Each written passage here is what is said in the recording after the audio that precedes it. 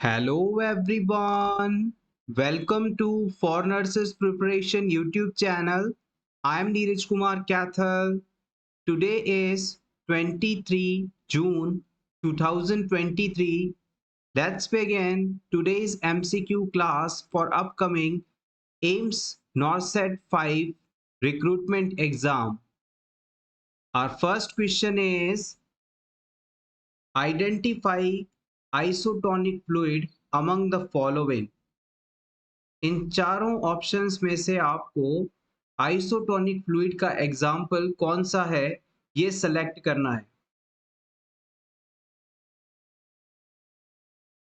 Choose your answer wisely.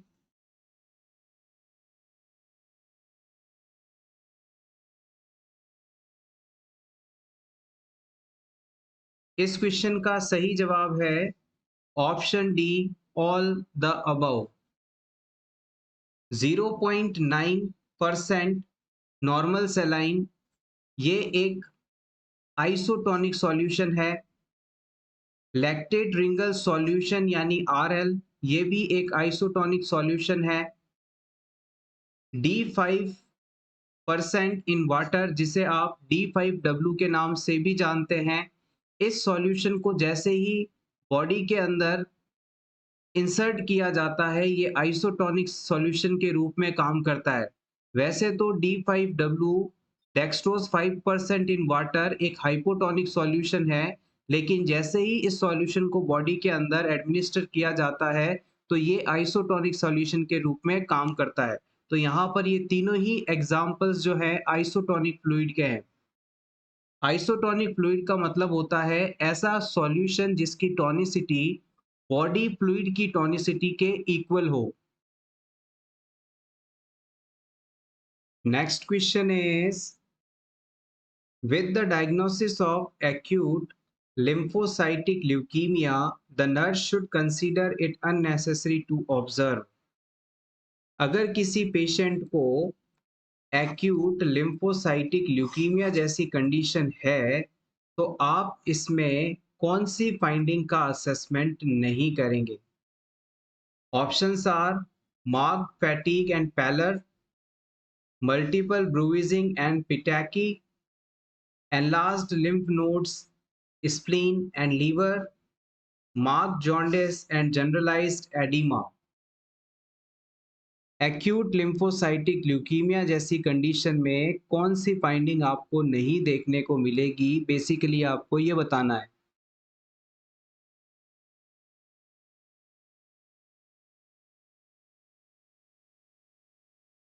यहाँ पर jaundice और जनरलाइज्ड एडिमा देखने को नहीं मिलेगी। अगर किसी क्लाइंट को क्रॉनिक लिम्फोसाइटिक ल्यूकोमा जैसी कंडीशन है तो आप इसके अंदर बोन मैरो द्वारा बहुत ज़्यादा मात्रा में लिम्फोसाइट का प्रोडक्शन देखते हैं, यानी कि पेशेंट में बहुत ज़्यादा WBCs का निर्माण होने लगता है। यही कंडीशन लिम्फोसाइटिक ल्यूकीमिया के रूप में जानी जाती है। यहाँ पर गौर करिएगा, लिम्फोसाइट्स एक प्रकार की WBC हैं और इसका ही कैंसर लिम्फोसाइटिक ल्यूकीमिया कहलाता है और इसके होने पर जॉन्डिस और जनरलाइज्ड एडिमा जैसी कंडीशन देखने को नहीं मिलती है। Next question is the nurse obtains vital science and determine level of comfort the patient which standard of practice is performed. आप किसी पेशेंट में वाइटल साइंस का असेसमेंट करते हैं और वो ठीक है या नहीं इस बारे में उससे पूछते हैं, तो ऐसा करके आप किस स्टैंडर्ड ऑफ प्रैक्टिस को परफॉर्म कर रहे हैं। Assessment, diagnosis, planning, implementation.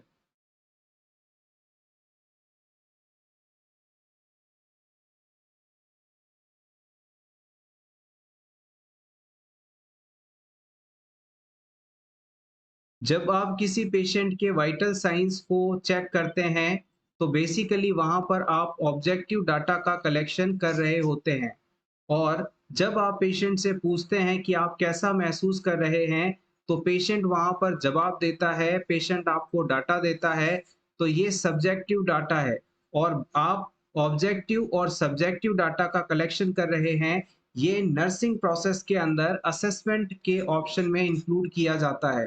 तो यहाँ पर हम कह सकते हैं कि आपके द्वारा असेसमेंट किया जा रहा है, ऑब्जेक्टिव सब्जेक्टिव डाटा का कलेक्शन किया जा रहा है।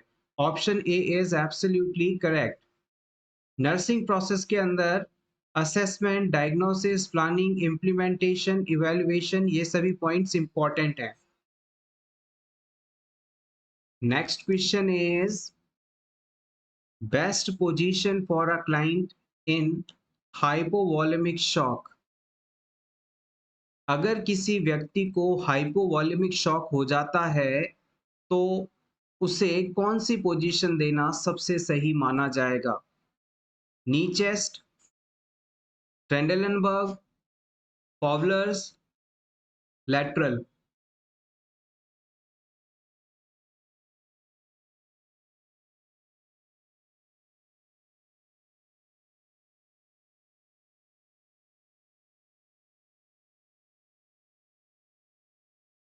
अगर किसी वुमेन को अम्बिलिकल कॉर्ड प्रोलैप्स जैसी कंडीशन होती है तो वहां पर हम उसे नी चेस्ट पोजीशन दे सकते हैं। तो ये आपका आंसर नहीं होगा। अगर क्लाइंट ने वॉमिटिंग किया है और उसमें रिस्क ऑफ एस्पायरेशन है तो इस चीज को प्रिवेंट करने के लिए उसे राइट या लेफ्ट लेटरल पोजीशन दी जा सकती है। तो ये भी ऑप्शन आपका यहाँ काम नहीं आएगा। ऑप्शन सी के अंदर फॉरवर्ड पोजीशन बताया गया है। इस पोजीशन का इस्तेमाल ज़्यादातर हम रेस्पिरेशन से रिलेटेड कंडीशंस के अंदर करते हैं। जब भी पेशेंट को रेस्पिरेशन लेने में दिक्कत आ रही है, सांस लेने में दिक्कत आ रही है, तो हम उसे इस प्रकार से बिठा देते हैं, सीधा बिठा देते हैं। इससे पेशेंट में रेस्पिरेशन से रिलेटेड सिम्टम्स ठीक हो जाते हैं। ये पोजीशन एग्जाम में काफ़ी बार पूछी गई है, इम्पोर्टेंट है। इस क्वेश्चन में ये आंसर आपका सही नहीं माना जाएगा। फाइनली ऑप्शन बी बचता है जो कि सही आंसर भी है। अगर किसी क्लाइंट की बॉडी से बहुत ज़्यादा फ्लूइड निकल चुका है, चाहे डायरिया हो गया हो उसे या वॉमिटिंग हो गया हो या फिर किसी एक्सीडेंट के बाद, इंजरी के बाद बहुत ज़्यादा ब्लड लॉस हो चुका है, तो इन दोनों ही कंडीशन के अंदर बॉडी में फ्लूइड की मात्रा, लिक्विड की मात्रा, ब्लड की मात्रा कम हो जाएगी और इसकी वजह से प्रॉपर सर्कुलेशन नहीं हो पाएगा और क्लाइंट जो है शॉक में चला जाएगा। और इस सिचुएशन को ट्रीट करने के लिए तुरंत क्लाइंट को ट्रेंडलनबर्ग पोजीशन दी जाती है। इसमें क्लाइंट का जो हेड साइड होता है उसे पैरों की तुलना में, लेग साइड की तुलना में थोड़ा-सा नीचे कर दिया जाता है। पेशेंट के सिर का जो हिस्सा है, पेशेंट का जो सिर वाला भाग है, उसे उसके पैरों की तुलना में हल्का-सा नीचे की तरफ कर देते हैं, तो ये पोजीशन ट्रेंडलनबर्ग कहलाती है। इस पोजीशन में क्लाइंट को शिफ्ट करते ही उसके पैरों की तरफ से जो फ्लूइड वाला पार्ट है, ब्लड वाला पार्ट है, वो आसानी से सिर की तरफ आ पाता है, वीनस रिटर्न बढ़ जाता है और क्लाइंट के वाइटल ऑर्गन्स जैसे ब्रेन, लंग्स आदि तक प्रॉपर ब्लड सप्लाई पहुंचती रहती है, जिससे क्लाइंट की लाइफ बचाने की संभावना भी बढ़ जाती है। तो याद रखिएगा, जैसे ही क्लाइंट में हाइपोवॉलेमिक शॉक हुआ, आप तुरंत उसे ट्रेंडलनबर्ग पोजीशन में शिफ्ट कर देंगे। Next question is, in which condition distal pulse is preferred than apical pulse? इन चारों में से किस कंडीशन में आप एपिकल पल्स की तुलना में डिस्टल पल्स को ज़्यादा प्रिफर करेंगे? Options are arrhythmia, shock, hypertension, heart block.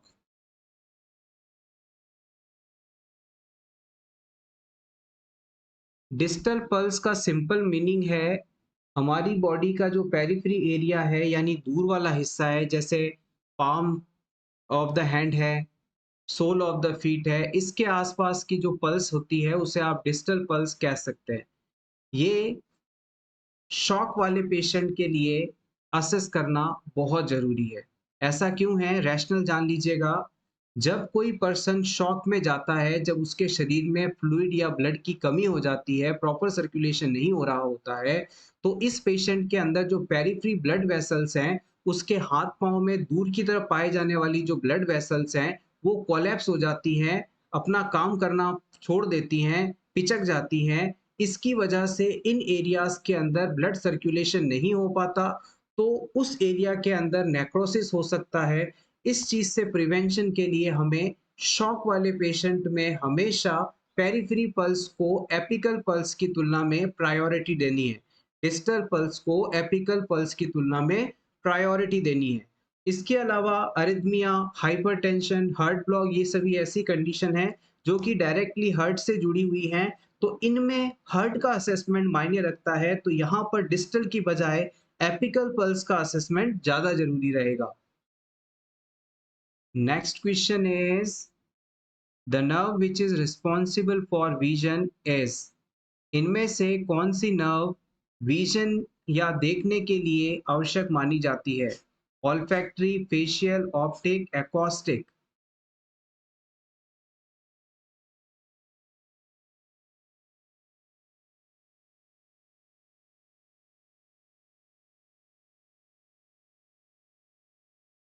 Option C is correct here.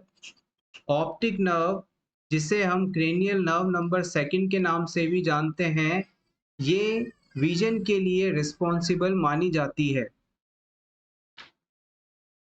Next question is what nursing action will limit hypoxia when suctioning a client's airway? इन चारों options में से किस नर्सिंग एक्शन का इस्तेमाल करते हुए आप सक्शनिंग के दौरान हाइपोक्सिया के डेवलपमेंट को रोक सकते हैं? Options are apply suction only after catheter is inserted, जब आप पेशेंट पेशेंट में कैथेटर को पूरा इंसर्ट कर दें उसके बाद सक्शन शुरू करना है। Option B, limit suctioning with catheter half a minute, आपको आधा मिनट से ज्यादा सक्शनिंग नहीं करनी है। Option C, lubricate the catheter with saline before insertion, client में कैथेटर इंसर्ट करने से पहले आप उसे लुब्रिकेट करेंगे। Option D, use a sterile suction catheter for each suctioning episode, हर बार सक्शन करते समय आपको नया स्टेराइल सक्शन कैथेटर इस्तेमाल करना है। किस ऑप्शन का इस्तेमाल करके सक्शनिंग के दौरान डेवलप होने वाली हाइपोक्सिया कंडीशन को आप लिमिट कर सकते हैं, रोक सकते हैं?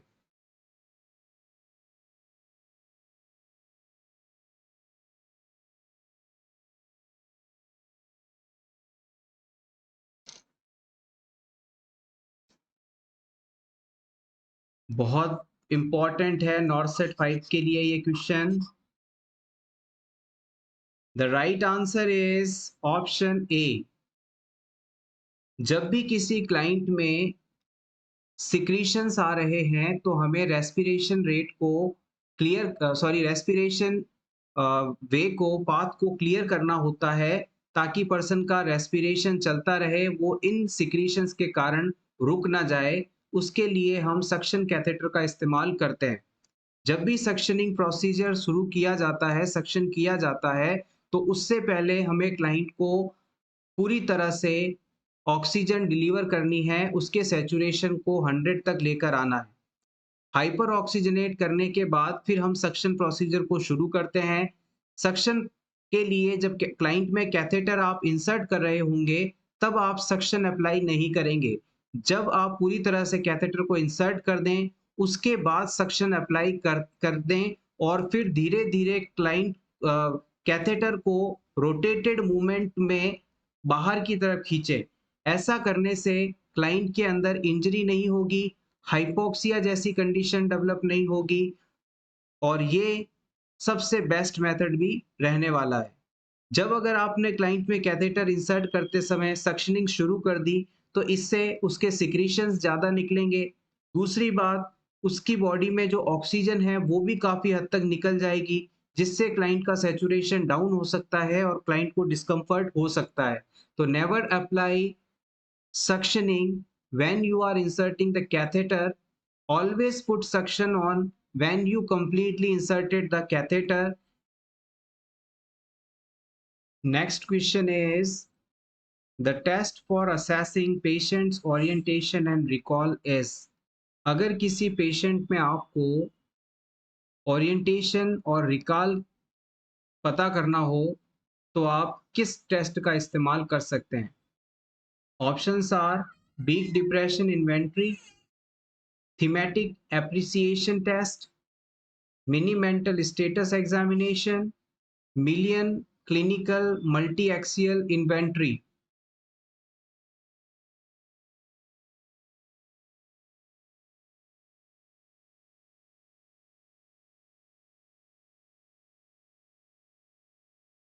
पर्सन कितना ओरिएंटेड है, उसकी मेमोरी रिकॉल पावर है या नहीं, इस चीज को पता करने के लिए कौन सा टेस्ट किया जा सकता है? Yes, option C is correct here, mini mental status examination, MMSE। इस टेस्ट के द्वारा हम किसी भी क्लाइंट की कॉग्निटिव एबिलिटी या ओरिएंटेशन एंड रिकॉल को पता कर सकते हैं। इस टेस्ट के अंदर 5 चीज़ों का असेसमेंट किया जाता है। ओरिएंटेशन जिसके 10 मार्क्स दिए जाते हैं, रजिस्ट्रेशन जिसके 3 मार्क्स दिए जाते हैं, अटेंशन एंड कैलकुलेशन इसके 5 मार्क्स दिए जाते हैं, रिकॉल के लिए 3 मार्क्स दिए जाते हैं और लैंग्वेज के लिए 9 मार्क्स दिए जाते हैं। इस तरह से इसकी जो स्कोरिंग सिस्टम है वो 0 से लेकर 30 के बीच में होती है। अगर किसी व्यक्ति को 24 या इससे ज़्यादा मार्क्स मिलते हैं तो इसका मतलब है कि उसकी जो मानसिक क्षमता है, ओरिएंटेशन और रिकॉल है, वो पूरी तरह से अच्छा है। ये एक तरह से गुड को बताता है। यहाँ पर ऑप्शन बी के अंदर एक थीमेटिक एप्रिसिएशन टेस्ट बताया गया है। इस टेस्ट को करते समय हम किसी पेशेंट को कुछ लाइफ से जुड़ी पिक्चर्स दिखाते हैं और उस पिक्चर को देखकर हम उस पेशेंट को उस पिक्चर से संबंधित स्टोरी लिखने के लिए कहते हैं। उस पिक्चर को देखकर, लाइफ इवेंट को देखकर पर्सन क्या सोचता है, उसके बारे में क्या लिखता है, इस चीज का असेसमेंट करके हम पेशेंट के बारे में डाटा कलेक्ट करते हैं, उसके इंसाइट और पर्सनैलिटी के बारे में जानते हैं।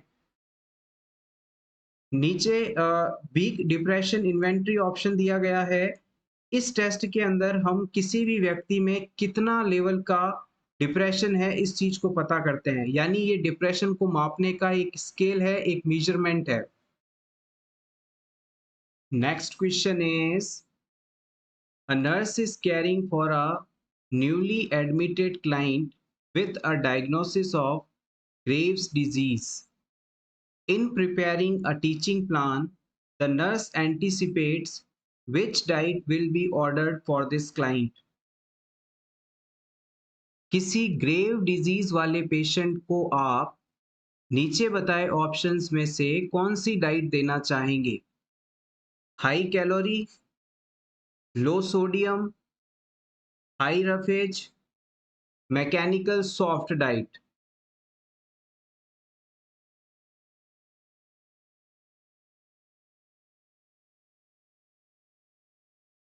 ग्रेव्स डिजीज जो है ये एक ऑटो इम्यून डिजीज है। ग्रेव डिजीज क्या है?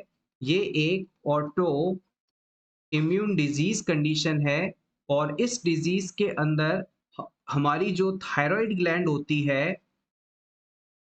वो प्रभावित होती है। इस डिजीज के होने पर हमारी थायराइड ग्लैंड के द्वारा ज़्यादा मात्रा के अंदर थायराइड हार्मोन का निर्माण किया जाने लगता है और थायराइड हार्मोन के ज़्यादा निर्माण होने को हम हाइपरथायरॉयडिज्म कंडीशन के नाम से जानते हैं। और ये थायराइड हार्मोन हमारे शरीर के अंदर टेम्परेचर, हार्ट रेट और मेटाबॉलिज्म इन 3 चीज़ों को कंट्रोल करता है। तो हम सिंपली कह सकते हैं जैसे ही ये हार्मोन हमारी बॉडी के अंदर बढ़ेगा तो हमारी बॉडी की जो मेटाबॉलिज्म है वो भी इंक्रीज हो जाएगी और मेटाबॉलिज्म इंक्रीज होगी तो हमारे बॉडी के अंदर सारे फंक्शंस तेजी से काम करेंगे, हमारी एनर्जी भी तेजी से खर्च होगी। इसकी वजह से हमें बहुत ज़्यादा एनर्जी की रिक्वायरमेंट होगी, यानी कि हमें ज़्यादा से ज़्यादा कैलोरी की इस आवश्यकता पड़ेगी। तो इस पेशेंट जिसे ग्रेव्स डिजीज है उसे हम हाई कैलोरी वाली डाइट देना प्रिफर करते हैं। अगर आपने इस पेशेंट को हाई कैलोरी वाली डाइट नहीं दी तो उसके अंदर बहुत तेजी से वेट लॉस होने लगेगा। इस डिजीज कंडीशन के अंदर थायराइड हार्मोन का प्रोडक्शन बढ़ जाता है और थायराइड हार्मोन के प्रोडक्शन की वजह से थायराइड हार्मोन के प्रोडक्शन में सोडियम की इम्पोर्टेंस रहती है, तो यहाँ पर हम लो सोडियम डाइट क्लाइंट को अलाउ नहीं करते हैं। इसके अलावा हाई रफेज डाइट भी यहाँ इम्पोर्टेंट नहीं है, मैकेनिकल सॉफ्ट डाइट भी यहाँ पर इम्पोर्टेंट नहीं है। Next question is the artery which supplies blood to head and neck is. इनमें से उस आर्टरी का आपको नाम बताना है जिसके द्वारा हेड और नेक एरिया को ब्लड सप्लाई पहुंचाई जाती है। Coronary, carotid, mesenteric, intercostal.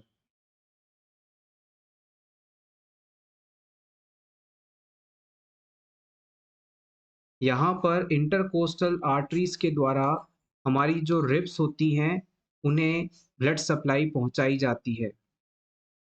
Coronary arteries heart को ब्लड सप्लाई पहुंचाती हैं।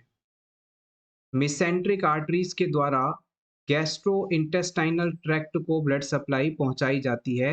जीआईटी के एक बड़े हिस्से को ब्लड सप्लाई पहुंचाई जाती है। फाइनली आपके पास ऑप्शन बी बचता है जो कि है coronary artery.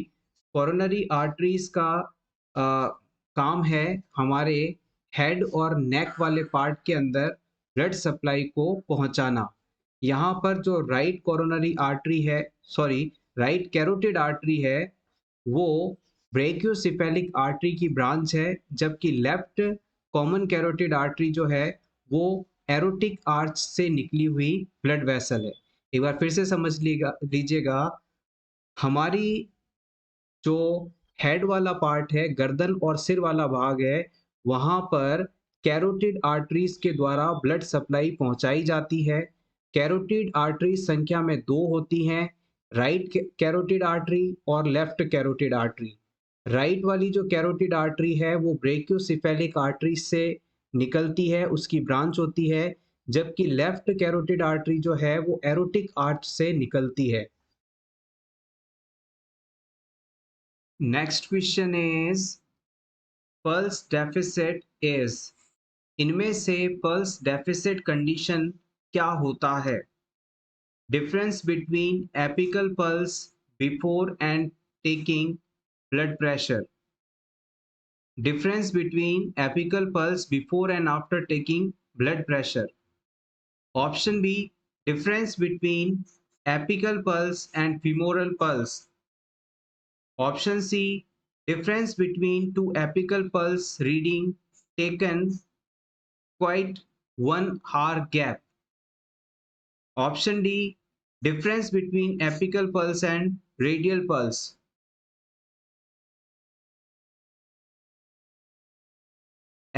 Pulse deficit condition क्या होती है?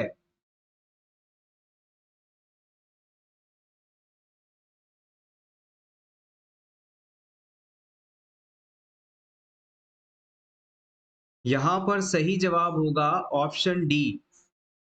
किसी पेशेंट के अंदर आप एपिकल पल्स और रेडियल पल्स दोनों को एक साथ नोट करें। एक नर्स को यह कह दिया जाए कि वो स्टेथोस्कोप की मदद से एपिकल पल्स को कैलकुलेट करे, काउंट करे, उसी समय दूसरी नर्स पेशेंट की रेडियल पल्स को काउंट करे। अगर ये दोनों पल्स सेम आती हैं तब तो कोई प्रॉब्लम नहीं है, लेकिन एपिकल पल्स ज़्यादा आए और रेडियल पल्स कम आए, एपिकल पल्स ज़्यादा आए और रेडियल पल्स की संख्या कम आए, तो ये कंडीशन जो है पल्स डेफिसिट कंडीशन कहलाती है। नॉर्मली एपिकल पल्स हार्ट के फिफ्थ इंटरकोस्टल एरिया से नोट की जाती है, जबकि रेडियल पल्स जो है रेडियल आर्टरी जो कि हमारे हाथ में अंगूठे की तरफ मौजूद होती है वहां से काउंट की जाती है। और याद रखिएगा, पल्स को चेक करते समय आपको हमेशा अपनी फिंगर टिप्स का इस्तेमाल करना है। कभी भी अंगूठे से पल्स का असेसमेंट नहीं करते हैं, अदरवाइज फॉल्स काउंट देखने को मिलता है। अगर आपसे पूछ लिया जाए कि एपिकल पल्स और रेडियल पल्स में डिफरेंस आ रहा है, पल्स डेफिसिट कंडीशन हो रही है, तो ऐसा होने पर कौन सी कंडीशन के होने का अनुमान लगाया जाता है? तो यहाँ पर आंसर होगा atrial fibrillation. Atrial fibrillation condition होने पर पल्स डेफिसिट जैसी फाइंडिंग देखने को मिलती है। Next question is the diameter of fully mature ovum is। एक पूरी तरह से मैच्योर ओवम का साइज आपको बताना है। 100 माइक्रॉन्स, 90 माइक्रॉन्स, 130 माइक्रॉन्स, 140 माइक्रॉन्स।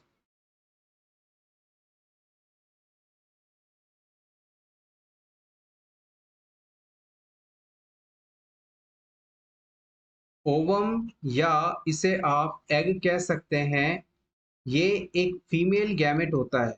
ये एक फीमेल गैमेट है जो कि रिप्रोडक्शन के लिए जरूरी माना जाता है। और एक पूरी तरह से मैच्योर ओवम का जो डायमीटर होता है, जो व्यास होता है, वो अराउंड 130 माइक्रॉन्स होता है। Option C is correct here. ये 130 माइक्रॉन होता है। 130 माइक्रोन को आप 0.13 mm भी कह सकते हैं। 0.13 मिलीमीटर्स। किसी भी रूप में आपसे ये पूछा जाए तो आप आंसर कर सकते हैं। और याद रखिएगा, फीमेल में ओवम जो है या ह्यूमन में ओवम जो है, ये लार्जेस्ट सेल मानी जाती है। Ovum is the largest cell. सबसे आकार में बड़ी कोशिका होती है egg. Next important question, condition in which there is no spermatozoa in semen is termed as। आपको उस टर्म का सिलेक्शन करना है जो कि सीमेन में स्पर्मेटोजोआ नहीं हो, इसे डिनोट करती है। सीमेन में इजैक्युलेटेड फ्लूइड में अगर स्पर्म्स नहीं है, स्पर्मेटोजोआ नहीं है, तो इसे आप क्या कहेंगे? एस्पर्मिया, एजुस्पर्मिया, एस्थेनोस्पर्मिया या टिरेटोस्पर्मिया?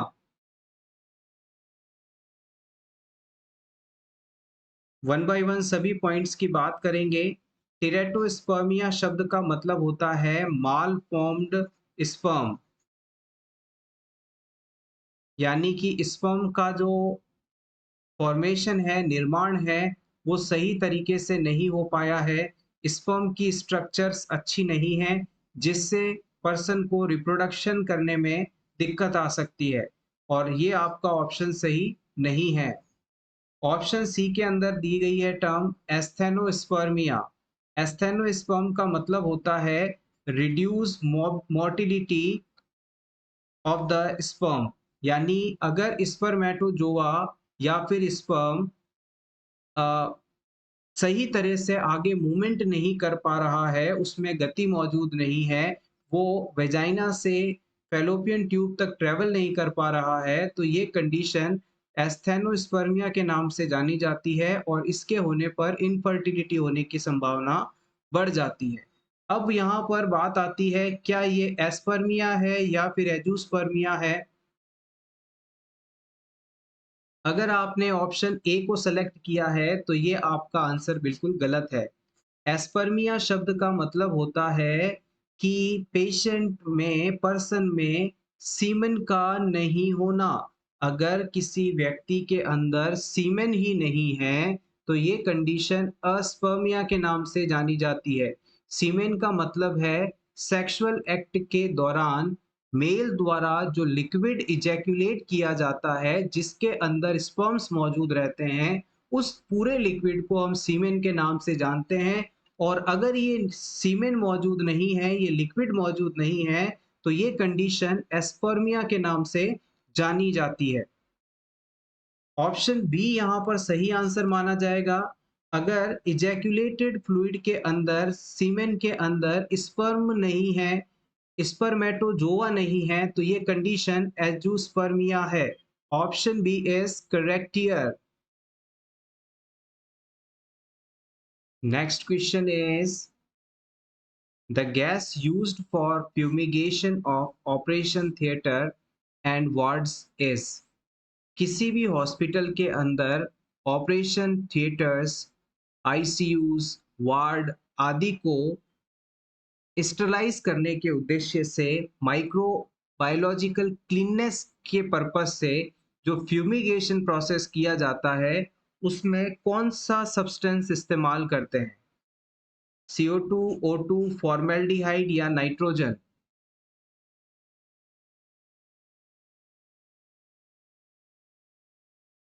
इंपॉर्टेंट क्वेश्चन, प्रीवियस एग्जाम में इसे पूछा भी गया है। Yes, the right answer is formaldehyde. Fumigation एक ऐसा प्रोसेस है जिसमें फॉगिंग मशीन या फॉगर के द्वारा हम केमिकल को गैस में कन्वर्ट करते हैं और फिर जिस एरिया का हमें स्टरलाइजेशन करना है, माइक्रो ऑर्गेनिज्म से उसे फ्री करना है, उस एरिया में इस गैस को भरकर उस एरिया को एक दिन के लिए बंद कर देते हैं। इस धुएं के कारण वहां पर मौजूद सभी माइक्रो बायोलॉजिकल एजेंट्स किल हो जाते हैं, माइक्रोब्स किल हो जाते हैं और यही प्रोसेस फ्यूमिगेशन के रूप में जाना जाता है। काफी समय से हॉस्पिटल्स के अंदर इस प्रोसेस के लिए फॉर्मेल्डिहाइड का इस्तेमाल किया जाता है क्योंकि ये काफी इकोनॉमिक मेथड है, कॉस्ट इफेक्टिव प्रोसीजर है। Next question is the World Health Organization identified mental illness as accounting for what percentage of global burden of disease? World Health Organization के अनुसार पूरी दुनिया में जितनी भी डिजीजेस पाई जाती हैं उनका कितना परसेंट मेंटल इलनेस होता है, यानी मेंटल पेशेंट के रोगियों की संख्या आपको एक तरह से परसेंटेज में पूछी जा रही है। यहाँ पर ऑप्शंस हैं 23%, 80%, 90%, 14%।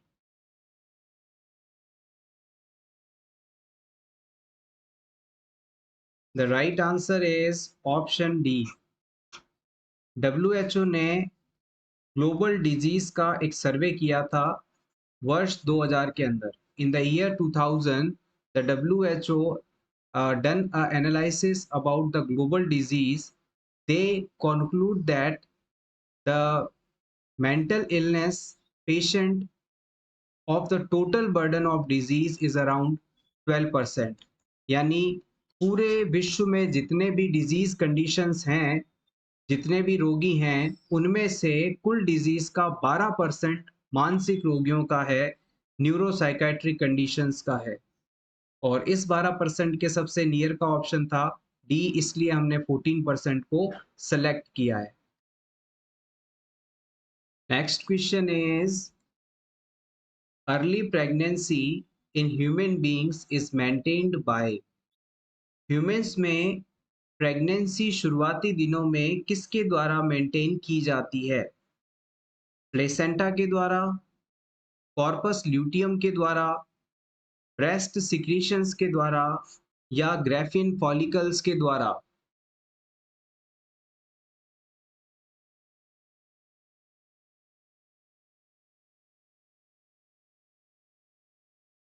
The right answer is option B, corpus luteum के द्वारा। आइए इस चीज को थोड़ा और डीप से समझ लेते हैं।